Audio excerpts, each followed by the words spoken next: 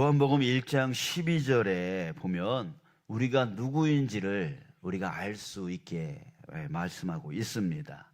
영접하는 자, 곧 그 이름을 믿는 자들에게는 하나님의 자녀가 되는 권세를 주셨으니. 우리는 누구입니까? 하나님의 자녀.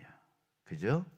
우리가 누구냐면 하나님의 자녀, 또 하나님 나라의 백성입니다. 이게 바로 우리의 정체성이에요. 하나님 나라, 하나님의 자녀, 하나님 나라의 백성. 자, 그러나 여러분 이걸 알아야 됩니다. 나 자신이 하나님의 백성, 하나님 나라의 백성이고 하나님의 자녀이지만 지금 우리의 이 몸은 어디에 있습니까? 이 세상에 지금 몸담고 있다는 얘기예요. 이 세상에 몸담고 있다는 사실을 우리는 잊지 말아야 돼요. 그러기에 하나님 나라 백성이지만 하나님 나라 백성으로서 마땅히 누려야 될 것을 이 세상 때문에 놓쳐버릴 수 있다는 얘기예요. 예를 들어서 이 세상 나라는 우리 오늘 말씀에서 나오는 것처럼 먹고 마시는 나라예요.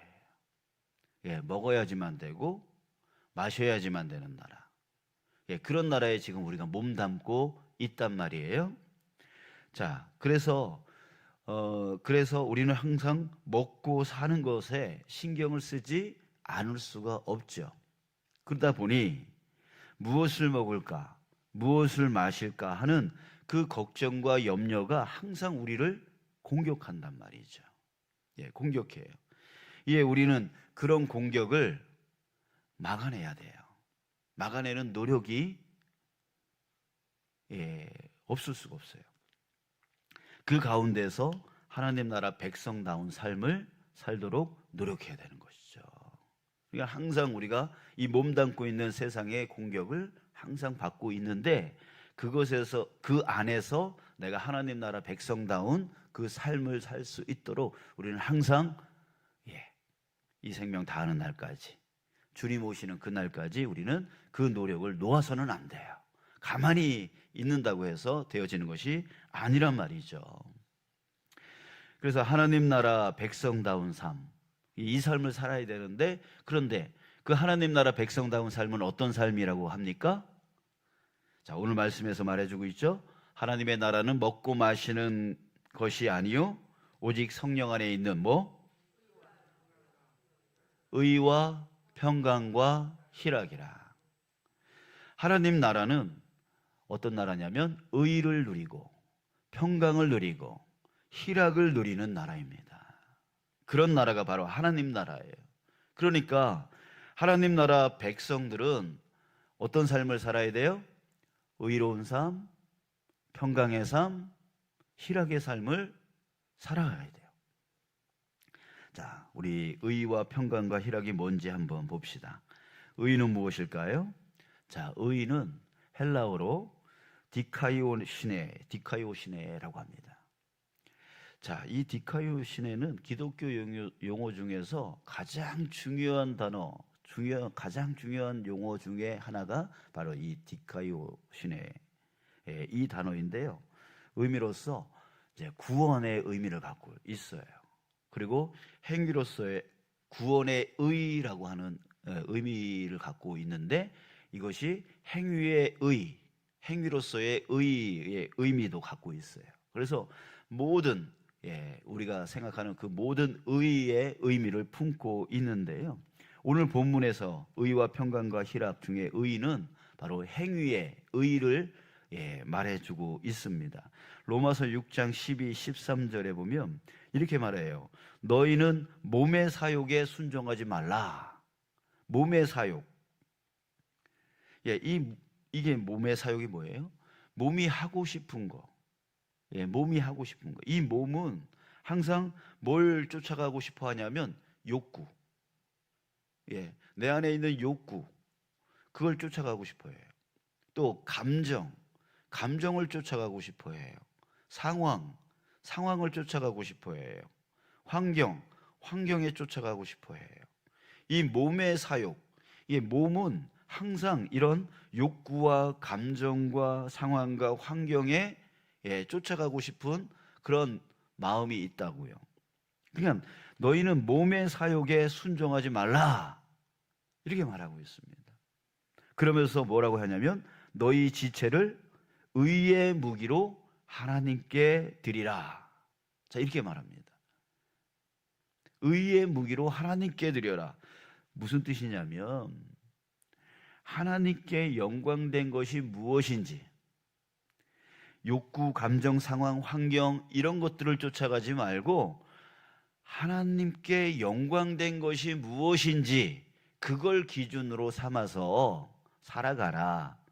여러분, 의가 무엇입니까? 바로 하나님께 영광된 것, 그게 바로 의입니다. 나는 이렇게 따라가고 싶어요. 내 감정에 이걸 따라가고 싶어요. 근데 그것이 하나님께 영광이 안 돼. 그러면 그걸 잘라내고 하나님께 영광된 것, 그것을 쫓아가라는 거예요. 그게 바로 의라고요. 예, 의라고요. 그래서 하나님 나라 백성은 나를 기준으로 삼아 살지 않습니다.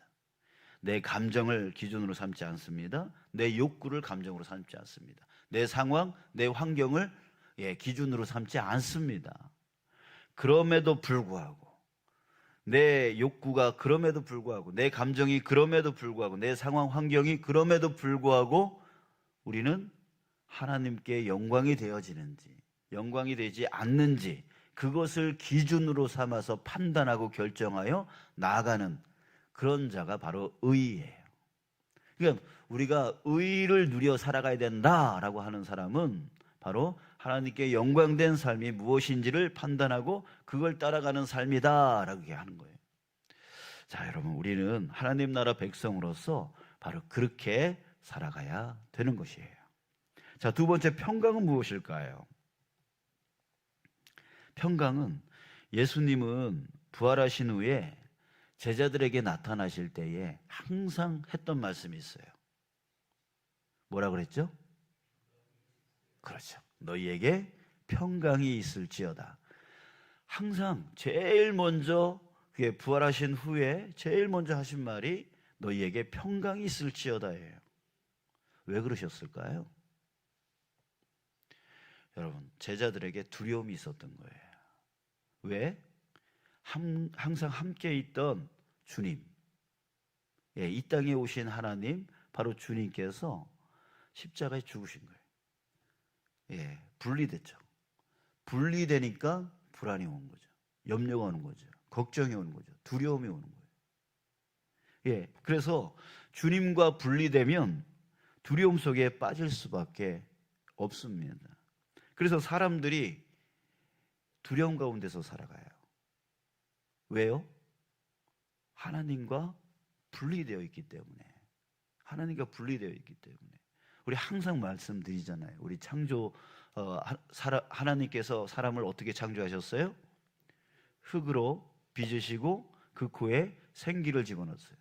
그러니까 흙덩이에다가 하나님의 생기를 집어넣은 게 바로 사람이에요.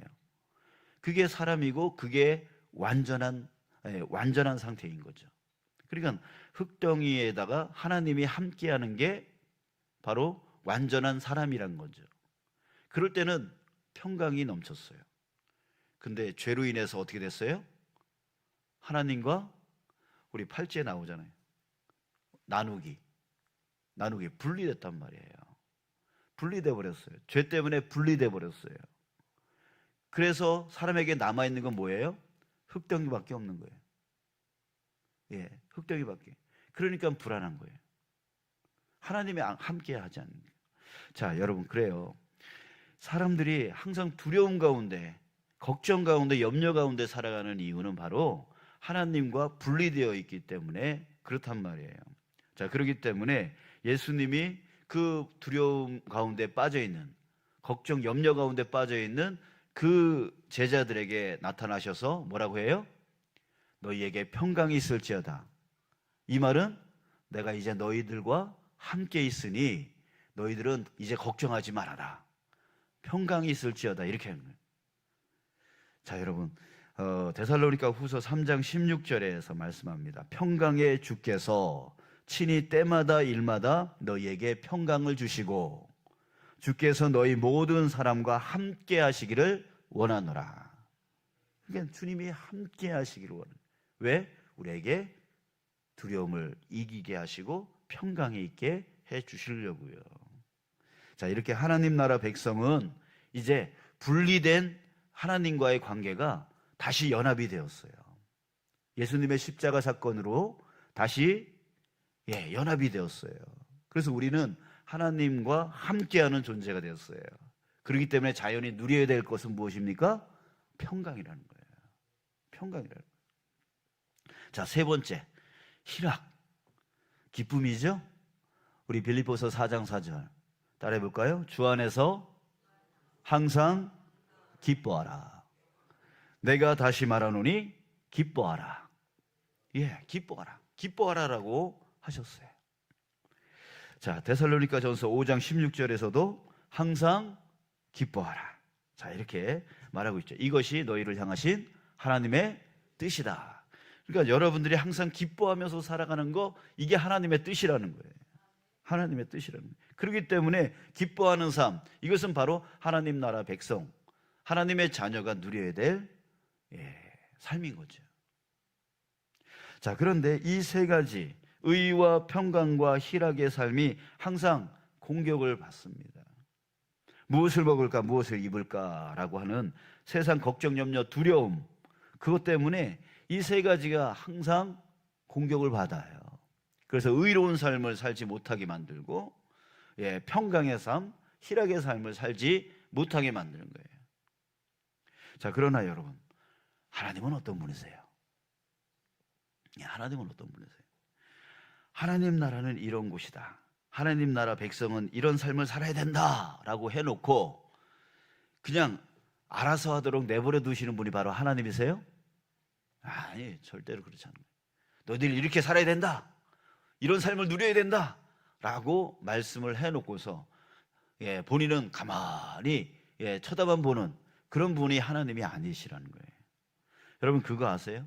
하나님의 명령에는 한 가지의 의미를 더 포함하고 있습니다. 하나님이 명령하실 때에 항상 하나님의 약속이 그 안에 포함되어 있습니다. 가라 라고 해놓고 가만히 계시는 분이 아니에요. 가라, 그 다음에 뭐라고 말씀하세요? 가라, 내가 너희와 함께 할 것이다. 항상 명령을 하신 후에 그 뒤에 약속까지 더하여 주신다고요. 그러니까 하나님의 명령은 내가 반드시 이루어야 될 거지만 누가 이루시냐면 하나님이 이루어 주시는 거예요. 그러니까 가라라고 했을 때 무슨 의미가 들어가 있냐면 너 나 의지해. 그럼 내가 함께하면서 내가 너 갈 수 있게 해줄 거야. 이거예요. 항상 기뻐하라. 이 말은 뭐예요? 내가 너 기뻐하게 해줄게. 네가 날 의지하면. 이 말이, 이 의미가 되어 있는 거란 말이에요. 우리 자꾸만 기뻐하라 그러니까 내가 내 힘으로 막 기뻐하려고 하고, 평강하라 그러니까 내가 자꾸만 평강하려고 하니 그게 되겠어요? 안 되는 거죠. 자, 여러분, 평강해야 됩니다. 희락해야 됩니다. 의로워야 됩니다. 거기에 그 내포된 의미는 의지해라. 그럼 내가 이루어 줄게. 내가 그것을 반드시 누릴 수 있게 해줄게. 이 약속이 들어가 있다라고 하는 거예요. 자, 그러니까 여러분, 이 땅에서 하나님 나라 백성으로서 살아갈 수 있도록 하나님께서 해 놓으셨다는 거예요. 그럼 어떻게 그 삶을 살아갈 수 있도록 해 놓으셨을까요? 오늘 말씀 다시 한번 자세히 봐요. 여러분, 말씀에 다 답이 있대요. 말씀에 다 답이 있대요. 우리는 자꾸만 내가 찾으려고 하는데 아니에요. 말씀 안에 다 답이 있습니다. 같이 읽겠습니다. 시작. 하나님의 나라는 먹는 것과 마시는 것이 아니요 오직 성령 안에 있는 의와 평강과 희락이라. 아멘. 자, 발견하셨어요? 어떻게? 답이 뭐예요? 글쎄, 맞아요. 오직 성령 안에 있는 의와 평강과 희락이라. 그냥 그렇게 살라라고 하는 말이 아니에요. 하나님은 예수님을 십자가에 죽이시고 부활케 하시고 그리고 승천케 하셨어요. 근데 그냥 데려가시면, 예수님이 그냥 가시면 여러분 우리는 또 하나님과 분리되어지는 거잖아요. 예, 분리되어지는 거죠. 그러니까 하나님은 홀로 두지 않겠다라고 하셨어요. 그래서 우리에게 뭘 보내주셨어요? 보혜사 성령을 보내주셨어요. 근데요, 이 보혜사가 그 앞에 표현이 또 한 가지가 더 있어요. 또 다른 보혜사라 그랬어요. 또 다른 보혜사. 무슨 의미예요? 그 앞에 계신 예수님도 보혜사였다는 거예요. 예, 하나님께서 첫 번째 보혜사로 예수님을 보내주신 거예요. 그리고 나서 예수님을 이제 하나님 보좌 우편으로 올리신 후에 또 다른 보혜사를 보내주셨다 그랬어요. 그러니까 여러분, 그래서 성령 하나님이 이 땅 가운데 오신 거란 말이에요. 구약 시대에는 성부 하나님께서 보혜사 역할을 해주셨어요. 이끌어 주셨어요. 신약에서는 성자 하나님 예수님이 보혜사 역할을 해주셨어요. 이끌어 주셨어요. 그러면 지금은요, 성령 하나님이 보혜사로서 이끌어 주신다고요. 그래서 구약에서는, 구약의 사람들은 하나님께 의지했어요. 신약의 사람들 예수님께 의지했어요. 지금 우리는 성령께 의지해 나가는 거예요. 성령이 우리를, 예수님을 믿게 해주시고 하나님 말씀을 따라가게 해주시고 우리를 공격하는 모든 악한 세력들을 막아주시고 이기게 해주시고, 그래서 어디까지? 예수님의 재림의 날까지, 우리의 생명이 다하는 날까지 우리를 이 믿음을 지켜나갈 수 있도록 이끌어 나가시는, 그게 누구예요? 성령 하나님이에요. 누가 보내셨어요? 하나님이 보내셨어요. 예, 보내셨다고 하니까 또 뭔가 하나님이 무슨 도구를 보내주신 것처럼 생각을 하지만, 예, 성부 하나님도 하나님이고 성자 하나님도 하나님이고 성령 하나님도 하나님이에요. 그러니까 모든 것을 하나님이 다 하신 거예요. 그건 지금은 영으로서 하나님이 함께 하시는 거예요. 함께 하시는 거예요. 그러니까 세상 모든 사람들, 믿는 사람들에게 누가 계십니까? 성령 하나님이 계시는 거예요. 예, 어떤 분들이 하나님 바쁘셔서 내 기도 들어주시겠어? 이러시는데 아니에요. 성령 하나님은 무소부재하시고 전지하시고 전능하신 하나님이신 거예요. 그러니까 하나님은 바쁘지 않으세요.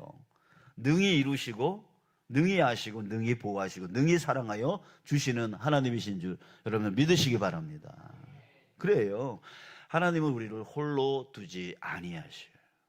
성령 안에, 오직 성령 안에, 여기서 또 오직이라고 하는 말이 있어요. 왜 이 말을 집어넣었을까요? 다른 것으로는 의와 평강과 희락의 삶을 살 수 없어요. 오직 성령 안에 있을 때에, 성령의 도움과 인도하심을 받을 때에, 성령의 충만함을 받을 때에, 성령의 지배를 받을 때에, 성령에 순종하여 나갈 때에 그런 자가 기쁨이 충만하고 평강이 충만하고 의가 충만할 수 있는 거예요. 자, 여러분, 우리 10월 어떻게 살 것입니까? 이 한 달 어떻게 살아가야 될 것입니까? 여러분들 의와 평강과 희락으로 사시길 주님의 이름으로 축복합니다. 그렇다면 여러분 우리의 바람도 그거잖아요. 의롭게 평강이 넘치게 기쁘게 살아가길 원하잖아요. 두려움 없이 걱정 없이 염려 없이 살아가기를 원하시잖아요. 근데 우리는 저 문제만 해결되어지면, 이 건강의 문제만 해결되어지면, 저 어려운 일만 해결되어지면, 자꾸만 이 일이 해결되어지길 바라요. 그게 아니란 말이에요. 그거 해결되어지면 내가 평강하고, 그거 해결되어지면 내가 기쁘고지고, 그거 해결되어지면 이라고 생각을 하는데, 제가 여태까지 신앙생활 하면서 또 목회하면서 그거 해결되어졌다고 평강해지고 기뻐하시는 분이 별로 없더라고요. 왜요? 여러분, 우리 바닷가에 사니까 잘 알아요. 파도가 오면 끝나나요?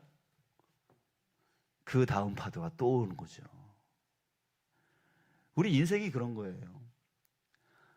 파도 하나가 지나가면 또 다른 파도가 또 와요. 우리 맨날 보는 게 저 파도 아니에요? 그잖아요. 그러니까 우리 인생의 문제도 역시 마찬가지예요. 문제가 한번 오면 끝나는 게 아니에요. 또 다른 문제가, 아니면 더 큰 문제가 또 다가온다고요. 그러니 저 문제가 해결되어지면 내가 평강할 거야. 저 문제가 해결되어지면 내가 희락할 거야. 저 문제가 해결되어지면, 저 문제가 해결되어지면 거기에 매달리는 게 아니라, 여러분, 우리에게 평강 주시는 분, 우리에게 희락 주시는 분, 우리가 의롭게 살아갈 수 있게 해주시는 분, 그분이 누구예요? 성령 하나님. 우리와 함께 하시는 하나님. 그 하나님이 우리가 그 성령 안에 있을 때에 이 하나님 나라를 누릴 수 있단 말이에요. 그러니까 여러분, 다른 것, 그 문제가 해결되어지기만을 기다리지 마시고 내 안에 성령으로 충만하기를 구하시길 축복합니다. 그게 바로 우리가 이제 10월달 한 달 동안에 살아갈 목표입니다. 그러니까 더 말씀으로 우리 들어가야 돼요. 더 기도로 들어가야 돼요. 예, 더 집중해야 돼요, 하나님께. 예, 그래야지 우리는 이겨낼 수 있고 이 어두운 세상 가운데 의와 평강과 희락을 누리며 살아갈 수 있고, 그렇게 믿음을 지키며 살아가다가 주님 오시는 그날 저 천국으로 나아가게 되어지는 거예요. 자, 사랑하는 여러분, 우리 이제 더욱더 우리 하나님께 집중하여 나가시길 주님의 이름으로 축복합니다. 자, 오늘부터 다시 결단하여 나갑시다. 말씀을 묵상하고 그 말씀대로 살겠습니다. 하루에 꼭 기도의 시간을 가지며 하나님만 의지하겠습니다. 우리 그렇게 결단하여 나가는 우리가 되어졌으면 좋겠습니다.